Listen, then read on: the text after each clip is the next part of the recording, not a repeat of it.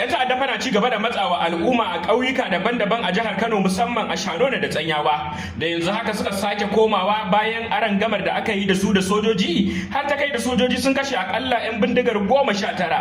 a daren ranar Juma'an nan wato 7 ga watan 11 na shekarar 2025 rahotanni sun tabbatar da cewa 'yan bindigar sun ƙara yin ayari daga jihar Katsina sun afka ƙauyen 'yan Ganau da yankin ƙauyuka da dama a wannan ƙaramar hukuma ta Tsanyawa a jihar Kano da suka shiga suna harba-harba ɗauke da bindigu suka haɗa kan shanun mutane tare da fita da su suka kuma gangara jihar Katsina kamar yadda shaidun gani da ido wasu daga cikin wanda al'amarin ya faru da su suka tabbatar. Yau fa gidanmu suka je man 'yan Ganau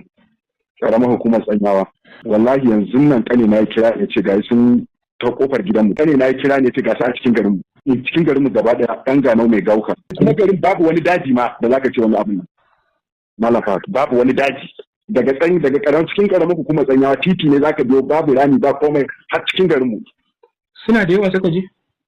Sun ce suna da yawa sun kakkasa kansu ne kawai sun watsa a cikin garin ne kawai suna da harbi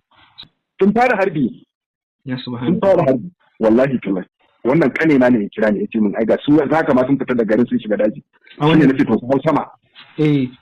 ga mu bishiyoyi kawai su hau sama ne kuma koyi a ciki ba tunda ba jeji bane garin mu kan hanya ne ba jejin da wa'annan mutanen za su koyi a garin mu babu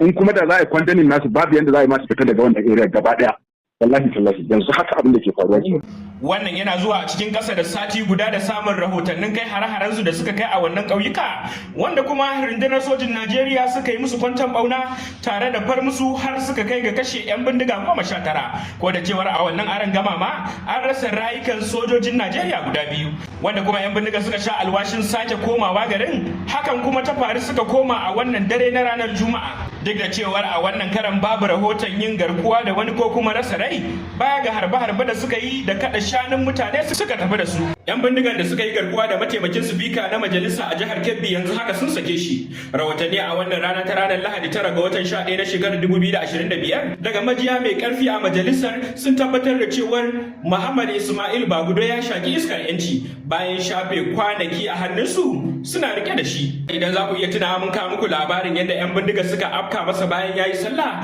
a kusa da gidansa tare da yin awon gaba da shi tun a daren ranar 31 ga wannan watan da ya gabata na shekarar 2025 da majiyar yanzu haka ta tabbatar da cewar Bagudo yanzu haka yana cikin koshin lafiya bayan sakinsa da aka yi ya koma gida cikin iyalansa sai dai babu wani cikakken rahoto da ya fito kan cewar an biya kuɗin fansa akan sakin nasa ko kuma ba a biya ba. Daga ƙarshe majalisar ta mika saƙon godiya ga ɗaukacin al'ummar jihar da ma Najeriya gabaki ɗaya musamman waɗanda suka ba da gudunmawa ta fuskoki don ganin an kubutar da Bagudo.